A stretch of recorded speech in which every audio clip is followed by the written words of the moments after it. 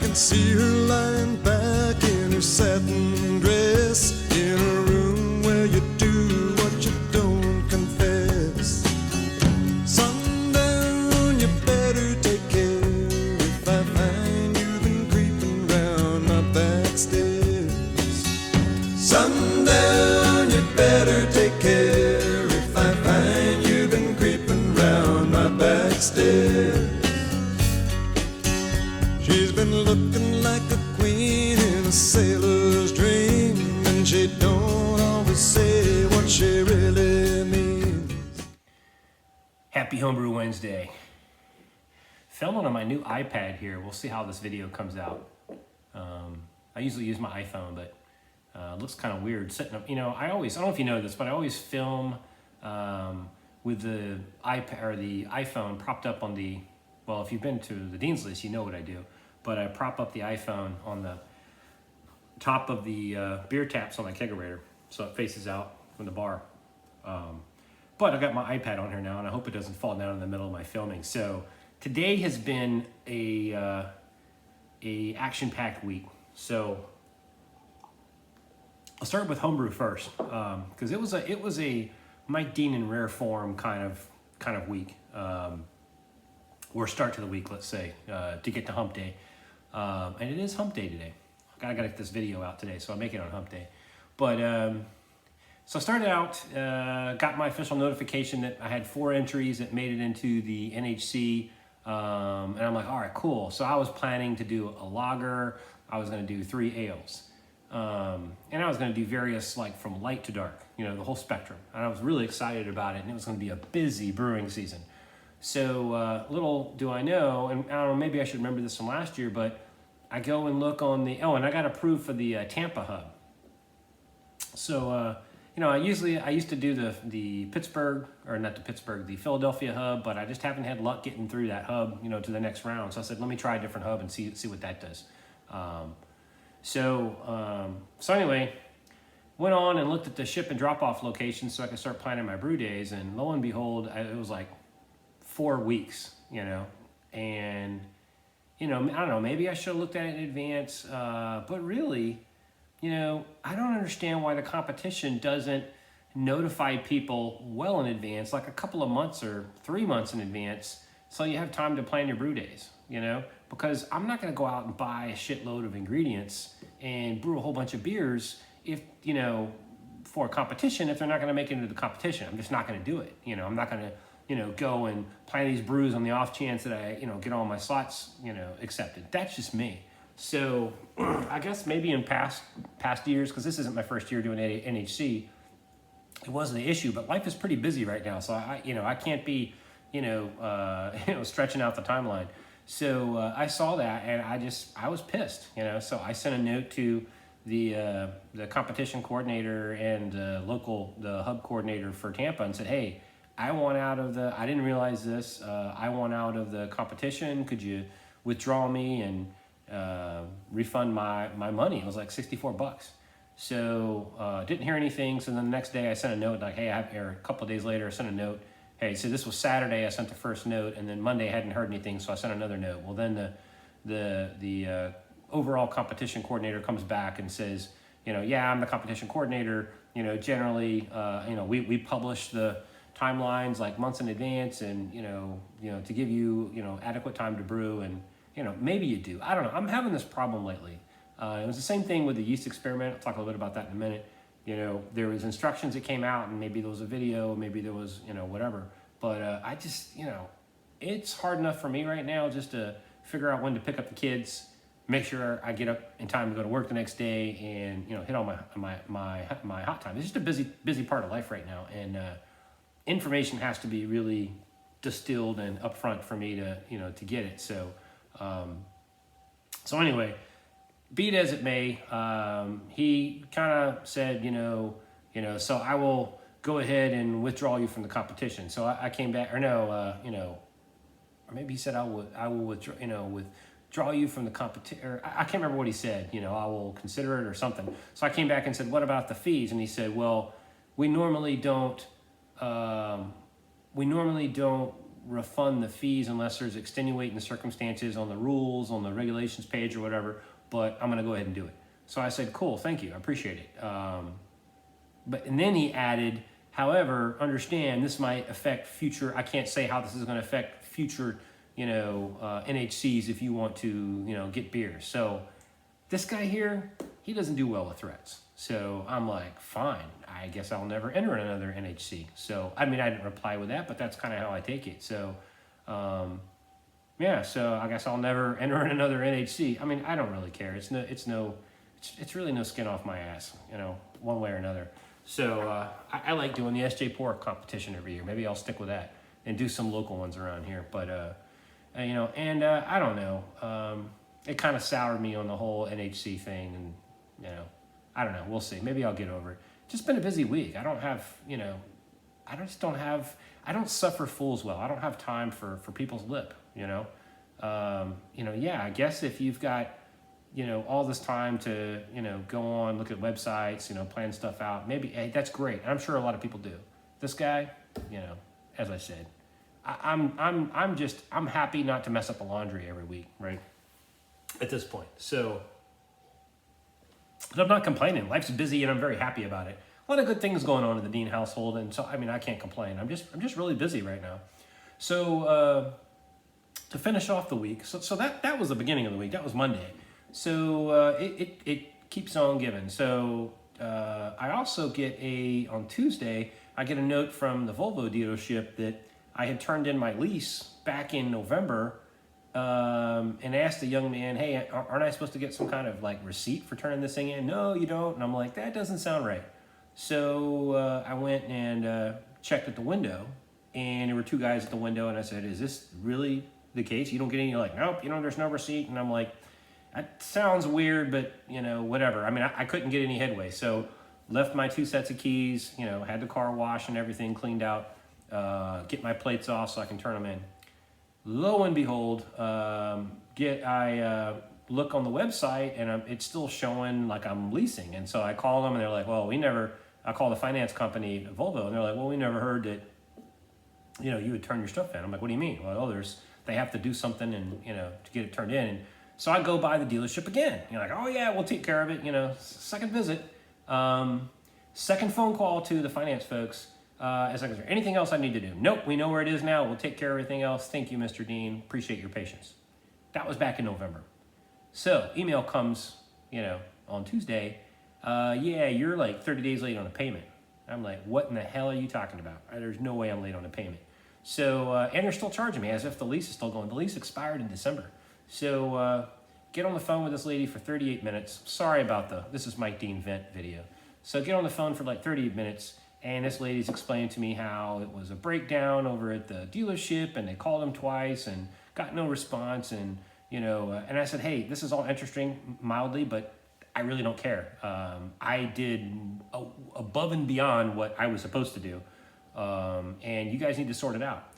So I said, I'm not gonna get off this phone call, which, I had to get back to work. I said, I'm not gonna get off this phone call until I get resolution. And she ended up basically saying, I can't give you resolution. I said, well, what am I supposed to do?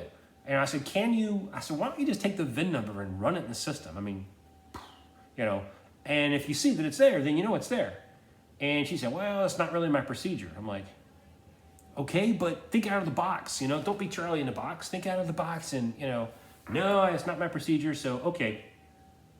As I said, you're getting me in rare form today, so apologize. So bear with me. So I said, okay, how about you dial them in into this call right now? Since they're not, taking your, dial them in right now. We'll sort this out. Oh, I can't really, my phone is not set up to do that. So I'm like, okay, what do you want me to do? Well, sir, unfortunately, you're going to have to go there in person. And I said, okay, now I'm pissed. I'm not a very happy camper right now, ma'am. I started off, I've been very patient.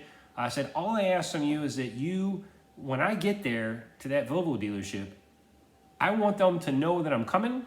I want them to pull up all the records and have everything straight and ready to go. Or at least know what I'm coming there to talk about. Can you at least do that? Yes, sir, I can do that. I got the lady's name. She didn't do it. So I show up, I leave work a couple hours early, I have to dock my pay for that. Show up at this dealership, And I said, I want to see the owner. I ended up seeing the general manager, and I'm like, what the hell? And the guy's finally, he tracks down my VIN. Oh yeah, it's on the lot. Oh my God, it's been here since November. I'm like, you think? So, so anyway, I was like, look, I don't care what happened. Come to find out, he's like, well, who'd you talk to? I said, talk to that guy around the corner. I can show you his desk. So he knew exactly who I talked to. And he told me there was no receipt. And he's like, oh, and I said, and not only, I didn't stop there. I went to your window. There was a gentleman with white hair and another guy. I talked to them, and they said there was no receipt. So he goes and talks to them, and they're like, yeah, we only said that because my account got deactivated, and I didn't want to tell you, So, again, he's having process breakdown. This guy doesn't care, because I have went well beyond what I was supposed to do. So, anyway, needless to say, we get the finance people on the phone. They said, okay, great. And I'm like, all right, well, I want this resolved. Tell me I'm on zero balance. Like, no. And so I finally said, all right, look, I'm not leaving here until the owner comes in and I talk to him. So they finally, hooked it up on the spot after I had to raise the, pucker factor quite a bit. So that was Tuesday. That was yesterday. So today is Wednesday. On that note, you're going to see probably some video here. I'm getting ready to transfer the yeast experiment IPA, which I think is going to be really good, actually. It's been dry hopping now for 24 hours as of 6, so I'm already, an hour past. So sorry, Gary, it's been 25 hours.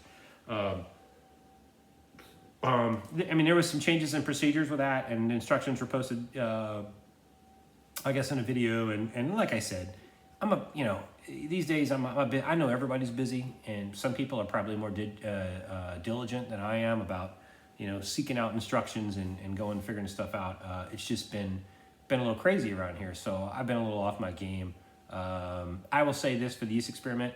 I was a little annoyed by the water piece with getting 20 gallons of distilled water and having to treat it and all that. I'm glad that I did it now because I tasted the sample before I put it in cold crash, and it tastes really clean. So that's now got me thinking I might need to think about an RO unit or something for my house to do that, because I already make good IPAs. I could make really great IPAs, I think, maybe. We'll see how it comes out when it gets on the tap. The other thing was there's a difference in the dry hop technique. It's way out of the normal. It's like a brand new dry hop technique after the cold crash, which I'm not used to. So I had to, I'm not going to send in some, cloudy beer with a bunch of hop debris floating around, and we're not allowed to use gelatin. So I had to, buy some filtrations from a SJ Pour Challenge sponsor, Bouncer. So I gave them some very good patronage. And I have 2 Big Mac Daddies, so I'm going to film that here in a minute, and I'll show how that transfer goes. There's a lot of bubbles. Gary actually gave me a really good explanation. He's like, because there's a lot of bubbles, and they say, well, it's just gas, CO2. I said, well, it's not CO2 because I'm not doing beer. It's just like PBW and water. But every liquid, I guess, has gas that comes out because of the difference in pressure and all that. And that makes sense to me. So Gary said, hang it upside down, and if no water leaks, you pinch off the end on the other end. If no water leaks, then you're not getting air. I did that, and I go, oh, okay, that makes sense. So anyway, I'll film that. I'm already at 12 minutes, so I'm not going to fit. It's just going to be me running some beer through the bouncer. Hopefully, knock on wood, it goes well. And if it doesn't, Gary, you're going to see it live. So that's my Homebrew Wednesday. Sorry, Mike Dean is a little amped up on coffee and trying to, mellow back down with a beer. And it's been a hell of a week starting out. So anyway, have yourself a happy homebrew. And Facebook really pissed me off this week too. They do those, your memories, and my wonderful dog died, a couple of weeks back, and it was really, really tough for me if you didn't catch the video. But one of those videos popped up, and it was of my boy, rubbing his, he would always we would give him a bath, and he'd be all wet, and you dry him off, and then he would go over to the little carpet, and Zach would start rubbing around and rubbing his face on it, and he was making all these noises, and Facebook posted that, and so I didn't realize how that was going to affect me. So, and it did this year. It's a really tough thing. I know, Josh, you just, lost your dog, and I feel for you, man. It's a sad thing. So, anyway, let's get a happy note. Maybe next week will be a better feel here. But anyway, have yourself a happy homebrew and a very, very happy Homebrew Wednesday. Cheers. The yeast experiment gets a shiny new keg. Man, I love shiny new kegs. Okay, all right, so I'm gonna go this angle here for right now. I'm trying to figure out how to purge the bouncer of O2, because I know there's gonna be a lot of bubbles. I wanna make sure none of those bubbles have any oxygen in them. I want them to all be CO2. So the thought is, it's a closed system. Gary proved that to me this morning when he said hang the thing upside down. If no water leaks, or maybe it was yesterday, then you know there's no oxygen. There's no water leaks. So I know it's a closed system. I just need to make sure when I put it together I purge it of oxygen. So I'm going to use the CO2 tank here to run some CO2 through it, make sure that it's purged, and I just got to think how I'm going to do that.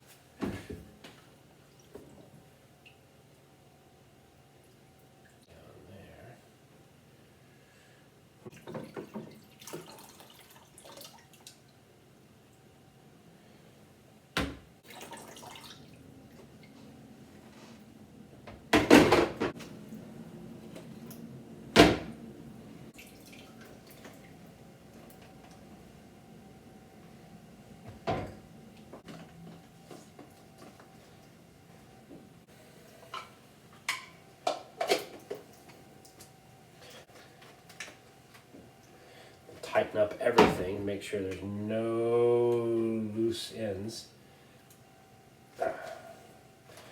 It's pretty tight. All right, make sure wow. Hold on, I need to get my glasses. Okay, the reason I got my glasses, I have to be able to see the arrow. And I don't know if you can see it, but the arrow is pointing that way. So inflow, outflow. So this is my blue screen. I'm going to use the blue screen, which is the coarser, and I'm going to use the gray screen, which is the fine. So outflow is going this way. So I'll put this little tube on here, and then this one is pointing that way. So I will, all right, now I've got these two connected the way I want. Okay, while I'm sanitizing the auto siphon, I'm going to use the iPad here to kind of get the overview, and then I'm going to use my cell phone and I'm going to try to catch what you don't see from this angle the other way. Because I know some of you guys are interested in the Mac Daddy to see how it works. I'm using it in series. I've never used it before. I've never even used a bouncer, even the small one. So this is all discovery learning, but you know, the logic of it makes sense to me. So as long as I've got a seal and I've purged out all the O2, regardless of how many bubbles I see, it should be good. Cheers. I will say this, though, Hopsteiner is one of our sponsors, and you know, it was really cool that you guys sent us some hops. I got the 2 ounces of Centennial hops that I used for this brew, a little bit under 2, I think, and then they sent me some other hops, some Comet hops, I think. And it's awesome. I mean, it's like vacuum sealed 2 ounces of hops. You know, really cool. I you know, really appreciate the send. The other sponsors is Imperial Yeast, so I'm using flagship Imperial Yeast for this one because I'm the control, and that's the Chico yeast. So Imperial is, you know, I love you. I use your Imperial all the time. You can pull it right out of the fridge and throw it right into your wort, regardless of what the temperature is. It's very resilient and it's awesome yeast. I have really good results, so I love me some Imperial. Woody's Homebrew, haven't used it yet, brother, but you're one of our sponsors, so I'm in the market for a reverse osmosis filter. You do something like that, you let me know, and I'm going to give you some business. So you're a good sponsor for us, so I'm gonna give you some business somehow. We'll have to figure it out. I do have my local homebrew store, which I really love. Shout out to Derek at my local homebrew store in Falls Church. If you haven't been here and you're in the DC area, go to Falls Church. It's right on the corner of what is it, the Little River? I don't know if it's Little River Turnpike or what road it is, but it's the corner of Patrick Henry Drive. He's right there next to Sears and the Dogfish Head Pub Brew House. And if you buy homebrew supplies at my local homebrew store, he gives you I forget what the discount is, but it's a discount right across the street over at Dogfish Head. So you can go have a good dinner and some good ales on tap. So love me some Derek. He's the man. Chatted with him today as I was getting ingredients for the SJ Pour Challenge. So, love you, Derek. Anyway, all right, back to business. Okay, so now I'm going to try to put together the bouncer circuit here. What I'm going to do is I'm going to have a long tube coming on the outflow. This is the, if you look at the arrows, they're going this way, right? So you got to pay attention to the arrows on the plastic part of the bouncer tube. They're all going this way, so it's coming in from the fermenter through here, through the course. Take that back, I got this wrong. Through the arrows are going this way. Yeah, there we go. From the coarse, which is the blue, it's not the most coarse. The most coarse is the red one, but this is the middle one, the blue, to the white, which is the fine coarse. So I'm going to catch most of the crap here, catch the remaining here. So I'll come in from the auto siphon through here, out of here, into the keg. So my tube is going to be long enough to go down to the bottom of the keg. You don't want it to be higher than the bottom of the keg, because then you get splashing and extra oxidation. You don't want that. It's not good, right?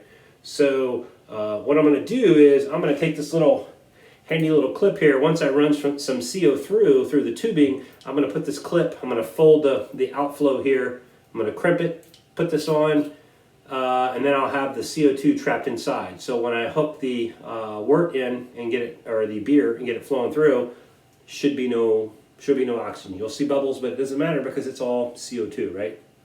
All right, we'll see how it goes. So I'll put this on now. I asked Derek, and if Derek, you're watching this, I asked you for some clamps, and we forgot to add it to the bill of materials. But that's okay. That is okay. So I'll clamp this. All right, put this on here. I don't know if that's enough pressure, but yeah, we'll see what happens. That's enough. That's enough for right now. Now let's spray some. Ooh, this is going to be interesting. Figure out how to do this. All right, so I'm going to spray some CO2 in here. We'll see how this goes. Oh, there we go. Looks good. All right. And this one is.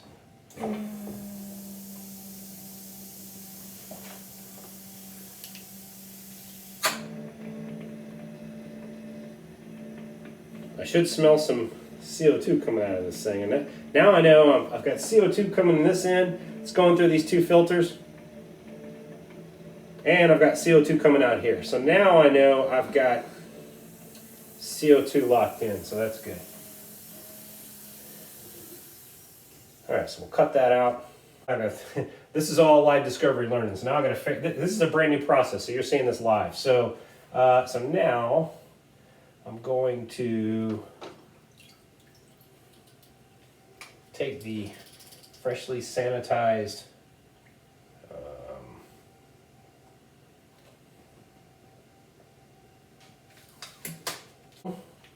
I will pinch this, take it off, put it in here, get it here for right now. There we go. All right. I can always spray that in a minute. All right. Wow, this is good shit right here. You guys are seeing me be all scientific here. Now I'll grab my carboy so I don't stir anything up. I think I was very careful with it. I'll let that settle down. Cut this acetate. Let all the CO2 from the keg. Cover it. Got some don't fear the foam. So I'll take this into the tube. Spray it with some sanitizer. So your hand's been touching it. Throw it into the keg. I will spray this off. Right. Take off my cork. Oh, there goes that. All right. I have to angle this back some because it's not tall enough with my sealing. Like that in. Let's get this going through the...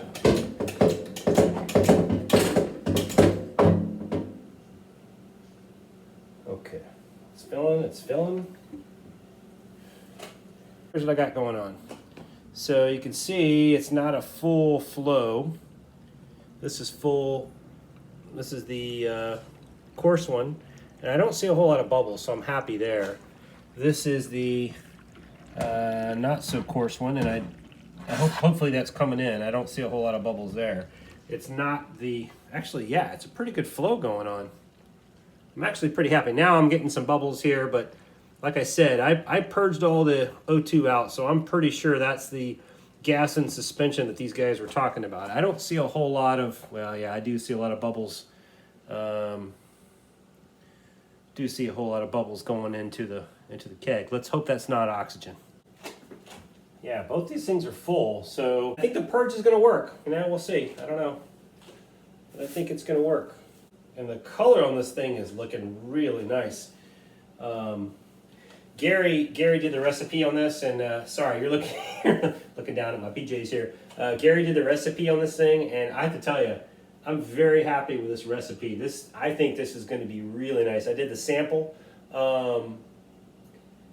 before doing the dry hop, and it was the cleanest tasting beer I think I've ever brewed. And that's because, I gotta think, it's because I did the distilled water, and I've never done that before, never. I've always used local Alexandria water, so this is, wow, you guys are getting a rare view here, me in all my glory. This is behind the scenes Dean's List. This is good stuff.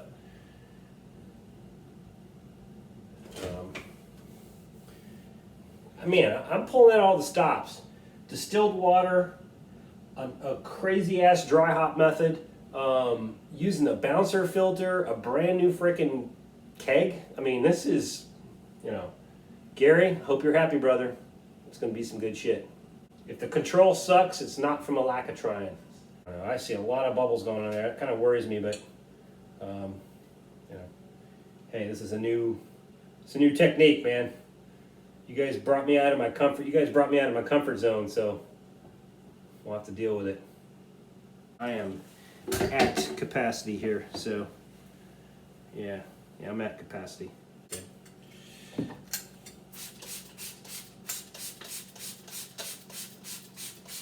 Always why you keep sanitizer. You never know what's going to happen. So, all right, put the plug on and we'll call it a day. So that's my transfer. I don't know, man. There's a lot of bubbles going in. Everyone swore to me that because it's a closed system, there were no leaks. I hung it upside down like Gary suggested. There was nothing coming out, so I know there was no air getting in. Yeah, so I think it's just when you go through and you have the suction going through the filters and the screens, it like pulls the gas out and it makes it look kind of weird because of all the bubbles. But I know you saw me purge this thing with CO2, so there shouldn't be any oxidation. You know, that's my theory. So we'll see how, I don't know, when you guys taste the control beer, we'll see how it goes. Okay, this is the first sample. It's looking pretty good. It's literally all of about 3.5 minutes kegged. So let's, let me give you initial impressions.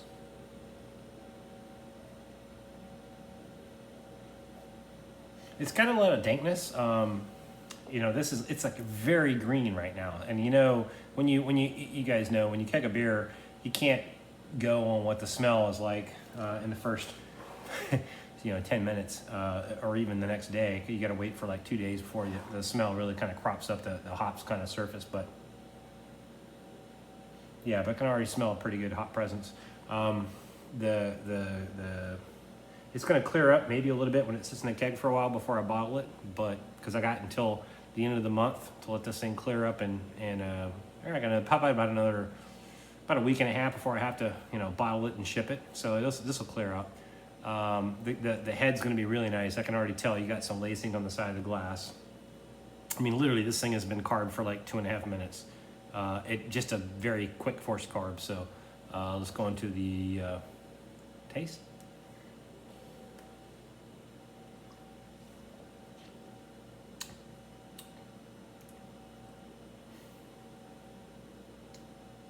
Yeah, you guys are gonna love this. I can already tell that the normal quality of water that I'm used to getting from the Alexandria water is not present here. It is like, it's like a blank slate. It's like super clean. It's, I mean, in my mind, if I was to visualize it, it would be like a crystal clear, waterfall in Colorado or something. I mean, the water, it tastes so different. So Gary, this is a brilliant idea already. I can tell by the water.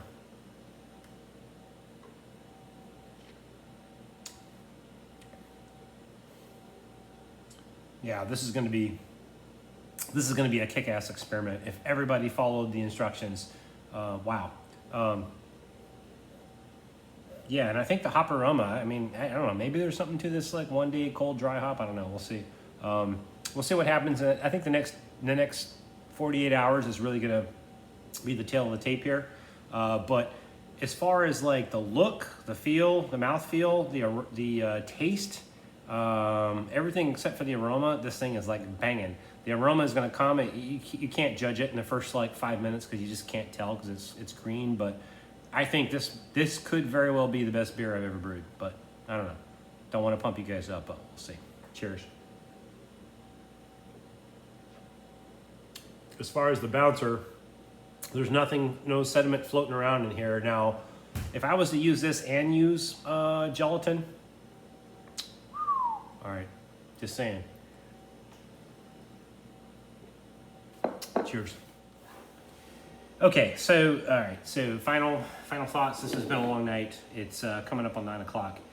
This is the beer. It's not very clear right now, but like I said, it's only been kegged for a few minutes. And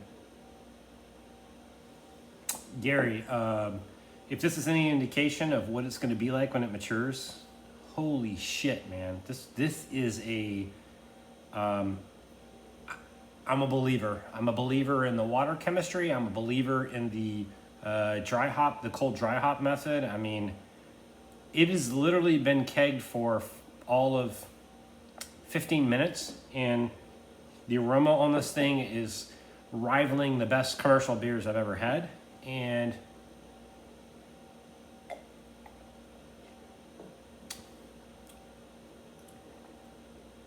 the taste on this thing is completely, it's freaking clean. I'm so happy right now. If this is the control, I hope you guys followed the freaking water chemistry and the grain and the recipe and all that, because we are going to have some massively good beers if everybody did that, because this shit is really, really, really good. Really good. Very happy. So, all right, I'll cut it here. This is going to be a massive success in the yeast experiment, or in the experiment category whatsoever.